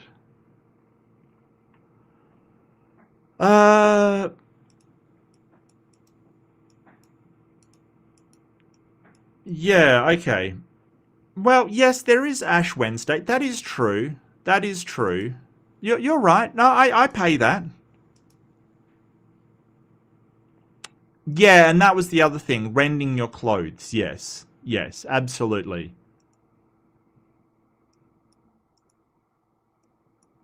Well, maybe she does mean Ash Wednesday, but it's not really covering yourself in ash. It's just, like, usually they just put a cross on their head. I don't know about that one. That one's weird. That one's weird. The whole city covered itself in ashes. They repented, and the destruction was averted. That's what the angel was referring to. Sister Agnes lived another Oh, hang on a second. You skipped past that real fast, Mark. That's what the angel... Whoop, that's a bit too far. Hold it. The wooden preggers woman is back. That's what the angel was referring to. Sister Agnes lived another 5 years in ashes. Okay. In the Bible, when the prophet Jonah arrived in the city of Nineveh and warned them they had 40 days before destruction, the king of Nineveh covered himself in ashes. The whole city covered itself in ashes. They repented, and the destruction was averted. But that was what the angel was referring to. Right. Right. So the destruction of fire from the sky was averted. So the prophecy that she predicted didn't come true because we repented. Convenient. Convenient. And here's the thing. That story is so stupid because not only did they cover themselves in ashes and sackcloth, they covered the animals as well. Yeah, there's like cows wandering around with sackcloth clothes and covered in ashes because reasons, apparently. Like, seriously, that is silly. And, you know, obviously he's sort of saying, hey, we averted this disaster, the fire from the sky prophecy. Well, then it's not a prophecy. It's not a prophecy. Like, this is the biggest cop-out when they make a prophecy and they go, oh, well, it's been averted by Mary. They've done this in the past. Like, Catholic bishops have come out saying, hey, the world is ending. And then they say, well, Mary intervened on our behalf and saved us.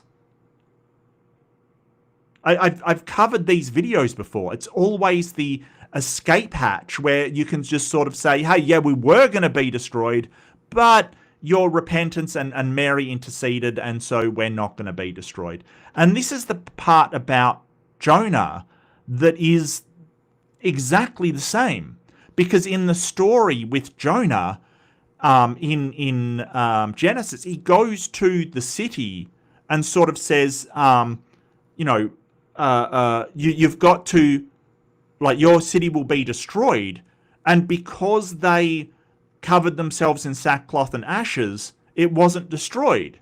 But they still hold Jonah up as this amazing prophet. It's like the stuff that he prophesied didn't come true. So why is he a prophet? Wow. That's what the angel was referring to. Sister Agnes lived another 5 years after that final message. She passed away on August 15th, 2024, the Feast of the Assumption, the day Catholics believe Mary was taken body and soul into heaven. She was 93 years old. She had spent 51 years of her life in that convent in Akita. Now, look at the headlines of the last 15 years inside the Catholic Church. Cardinal Mueller publicly correcting cardinals close to the Pope, Cardinal Burke removed from his position, Cardinal Sarah and Cardinal Pell openly disagreeing with synodal direction. Yeah, so I've got a very low opinion of Cardinal Pell. Cardinal Pell, he was Australian cardinal, and he was a horrible person, I'll put it that way. Also, the Vatican's money man, pretty horrendous. But bishops have always had disagreements. This isn't exactly the Great Schism over again. Okay, don't forget that during the Great Schism, all of the Eastern bishops completely disagreed that the Pope should be the head of the church. Right, that was what the schism was mainly about. There was other issues as well, but mainly it was that the Eastern bishops in the Orthodox Church wanted there to be a council based upon all of the bishops, whereas the Catholic Church, the Roman Catholic, the Western Church, wanted the Bishop of Rome to be the head of the church, the papal superior to all of the other bishops. And that was the big disagreement. They split the church over that. This isn't new. This isn't something that's just happened. Other times, famous Catholics have been excommunicated, right? The excommunication of Martin Luther, which was the Protestant Reformation. Why is that? There was also anti-popes in the Holy Roman Empire that was like this massive disagreement. The bishops disagreed so much that they held up a different guy as pope, right? They actually had an anti-pope, somebody that half the bishops said, no, this guy's the pope, while the other bishops said, no, that guy's the pope. It's not new that bishops have disagreed and corrected one another. That isn't new. Oh, wow, okay, somebody has jumped in. Oh, stop the stupidity. Yes, stop the stupidity. Thank you so much. That is awesome, my friend. Hang on, I'll just get my announcer voice out. It is tradition, if you are new to the channel, it is tradition that I do an announcer voice for all of the memberships. Memberships are available for the channel. You do get emojis, you do get I do member streams and things like that. But I will announce these as tradition because, hey, if the Catholic Church is going to adhere to tradition, I've got to make my own. We've got to get equal traditions. Those go out to Nat ZY2GP. That's hard to say. Dan J Blue, Mr. Peabody the Skeptic, The Rabbit Hole, and Madam Sloth. And I always love a clippy emoji. That's awesome. Winners, chicken dinners. Enjoy your emotes and other benefits. Thank you so much, my guy. Really appreciate it. Stop the stupidity. You haven't stopped it yet, but I'll let you know when you do. I'll let you know when you do. I think, look, there's something very... stop the stupidity. There's something very sort of what's that phrase? Quixotean, right? Like there's a phrase that means like Don Quixote. Quixotic. Yes. If you don't know that word, quixotic. It's basically it's referring to Don Quixote, right? Like it's really cool. It's really cool. So Don Quixote was the famous guy that he was supposed to have jousted with windmills, kind of thing, and so he was sort of seen in lore as a foolish person that would take on things that were hopeless and useless kind of thing. Look, maybe it's an Australian attitude. The Australian attitude is that you don't fight because you're going to win. You fight because the fight is good. The reasons are good. That is a very Australian thing. It doesn't matter if you win or lose. So stop the stupidity. I salute you. You have the right idea, even if you're probably not going to succeed. Well, no, he just not really. He pretended that the windmills were dragons. He more pretended it, He pretended that the windmills were dragons. It was kind of, it was kind of just well, he's got sort of delusions of grandeur, if you will. The story of Sister Agnes Sasagawa is one of the most documented apparitions in the entire history of the Catholic Church.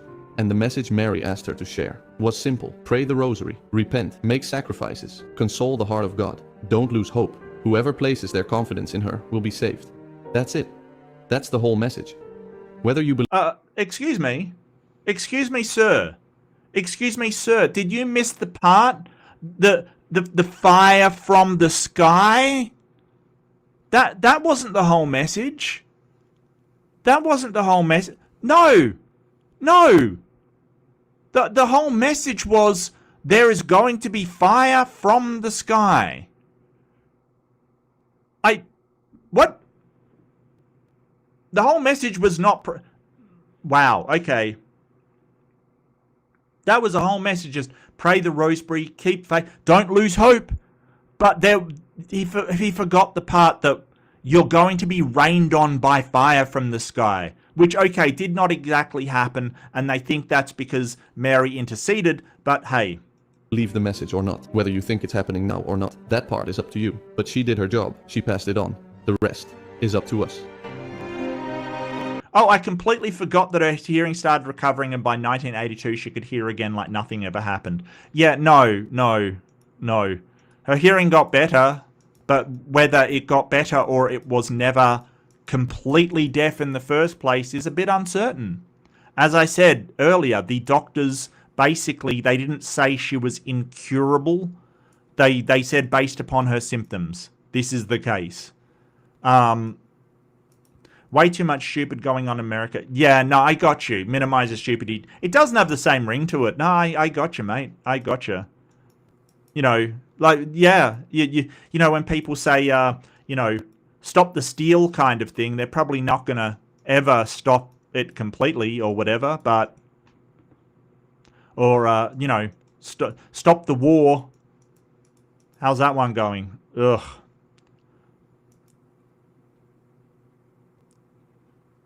Yeah, I really think that,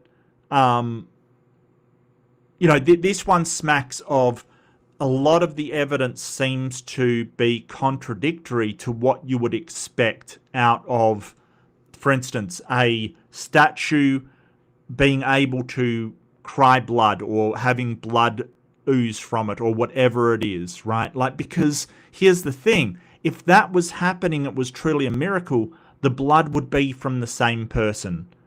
But it wasn't. And the tears showed a different type, plasma type, than the blood. Meaning that they got it from different people. Okay. They got it from different people. Which, if that means that the statue in some way was a scam, and just saying, hey, a lot of people saw it cry. Yeah, a lot of people see the magician sawing a lady in half. It doesn't mean that something supernatural actually happened. Okay, there's ways to do this. These scams have been revealed. Hidden piping, pressure forcing liquid to the surface in porous materials, wax mixed with some fluids that melts under heat like heat from candles. Like, so when they say, oh, they prayed, there's also other things they're doing. They're also lighting candles before they pray, which adds heat, which then can then melt, maybe a wax mixed with some bodily fluid that then trickles down the statue's face. And then when they ask to send in samples, all they do is send, like, you know, they just grab somebody's blood. It doesn't matter whose, right? Except that it does, because when they test it and these bodily fluids, they come back with different plasma types. So it does matter. But that's not what you would expect from a miracle where the statue is bleeding and weeping for Mary or Jesus or whatever. They're weeping her tears. That's not what you would expect. And the blood taken from the person who got stigmata is different again. So what is the most likely example of what happened here? The laws of nature were suspended for a convent in Japan in the 70s, or a few nuns made something up.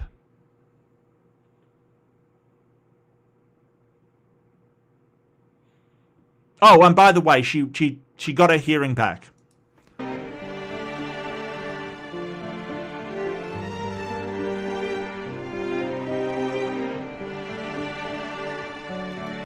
The first time showed your face. Well, that's look, I totally get it. That, like, you know, I think that showing your face is a bit of, like, people think it's risky. I don't think it's that risky. Not really. I think that, hey, I get that. I totally get it. I understand why people don't.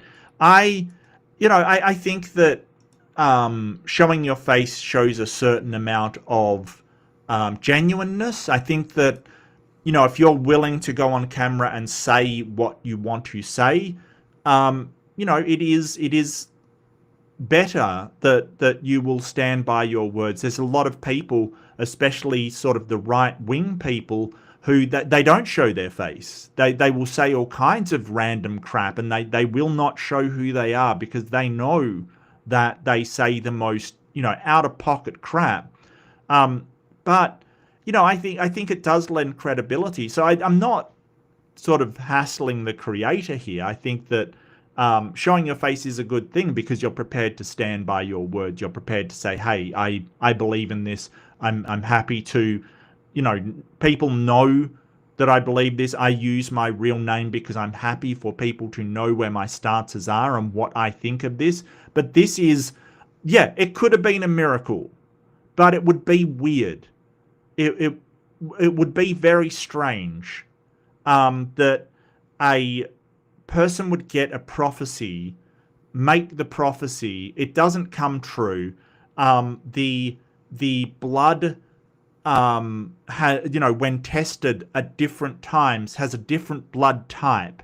The plasma type of the tears don't match any of the bloods. Like, it's just, it really does suggest that you have a group of people, like, giving these samples rather than one person. And look, they wouldn't even have to know, right? Like, one person could just get a blood sample off another. It's not that hard.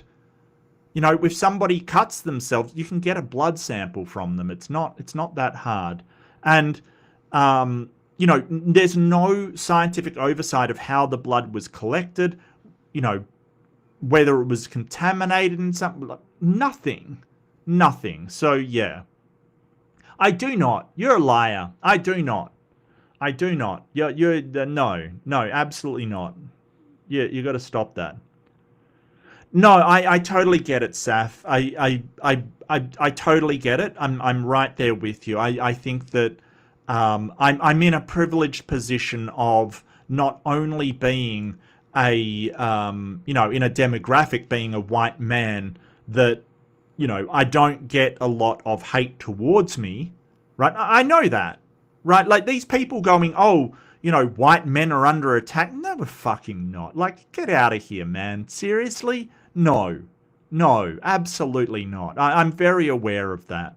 That, you know, if you're a black woman, you get a lot more vitriol than white men. And I'm also in another country that nobody really cares about me. Nobody, it's all just, and it's a lot more chill over here, right? It's a lot more chill.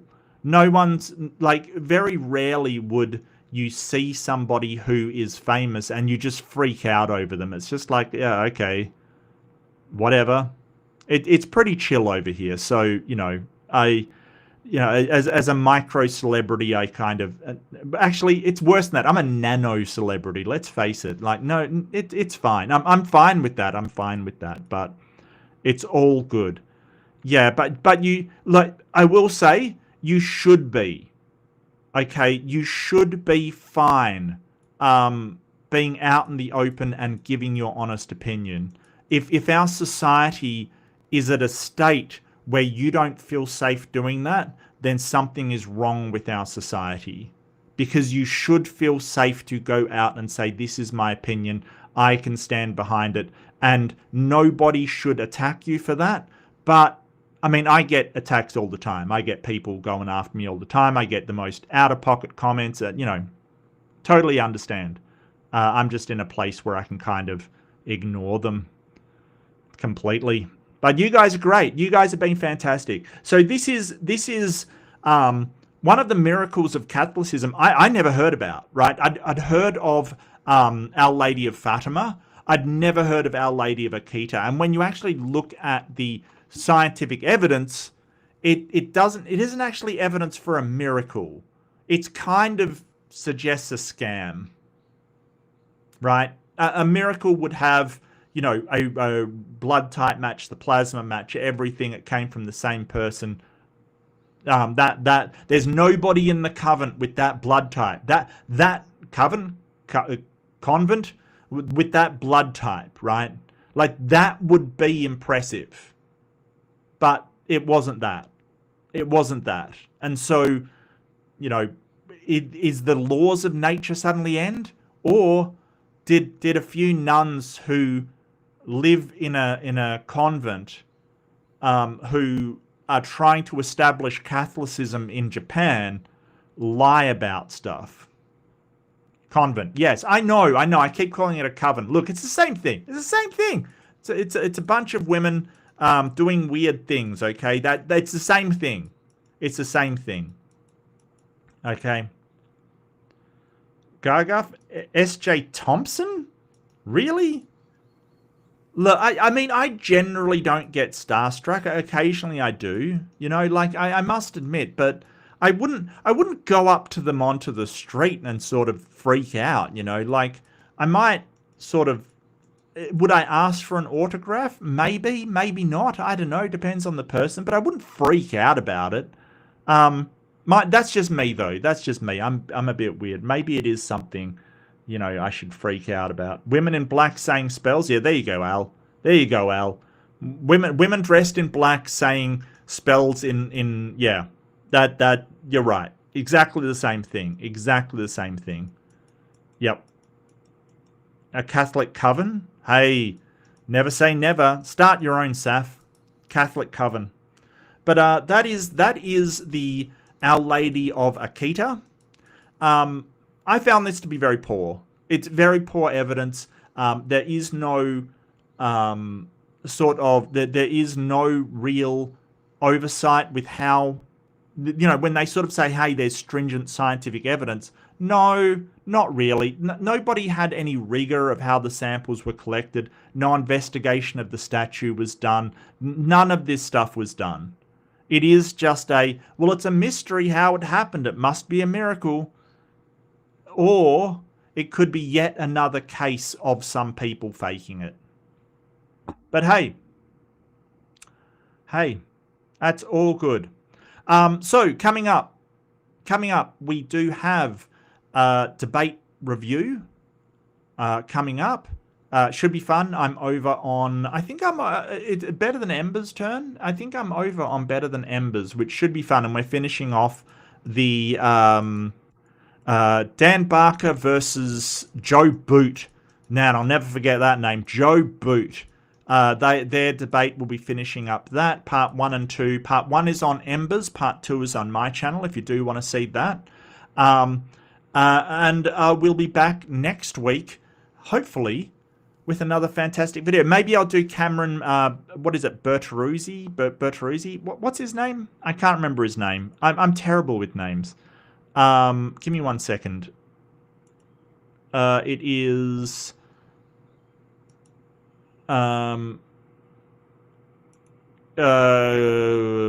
Capturing Christianity. Yeah, Cameron Baruzzi, but something like that. I can't remember his name. I never remember his name. Terrible. Terrible. Absolutely terrible. But that's okay. That's okay. I would have done him this week, but yeah, as I said. Bertuzzi. That's it. Bertuzzi. Yes. So I'll probably do him next week. But by do him, I mean watch his content and break it down. But yeah, do take care. Hey, be kind to yourself. Okay, be kind to yourself. It's a rough time. Forgive yourself for stuff. Don't be too critical with yourself. If you are critical of yourself all the time and say, hey, I should be doing more, I should be doing this, stop, be kind, give yourself a break. Look, a good way to look at it is if, a lot of the things that I hassle myself for, right? Like, oh, I haven't done this, or I should be doing this, or I should be. If a friend of mine came to me and said, oh, look, I didn't get this done because of this, I would totally understand, right? Like, I'd be like, no, I get you. It's been rough lately. It's been frantic. You've had a hard, things have been happening, yeah? So if you're going to be kind to a friend and say, hey, I totally understand, why aren't you doing it with yourself? Treat yourself like your best friend. If my best friend came and said, oh, look, I had a bad day, wasn't into it, didn't happen, or, I did something embarrassing in the middle of some place, think about what you would say to your best friend if they told you that. You'd probably go, nah, it's all right, mate. These things happen, and hey, you shouldn't be down on yourself like that. Why is it that you'd say that to your best friend, but you won't say it to yourself? Or at least that's what I find. I find myself thinking, why am I so harsh on myself? So be kind to yourself. Be kind to each other, especially your best friend. I mean, hell, yeah, Ember.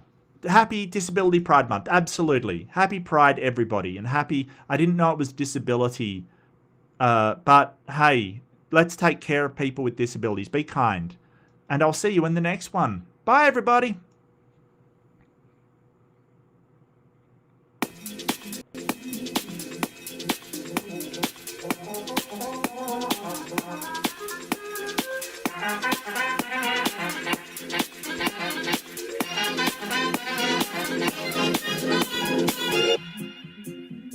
To what new horizons can we look now? Where are tomorrow's opportunities? The frontiers of the future are not on any map. But now, what's ahead of us?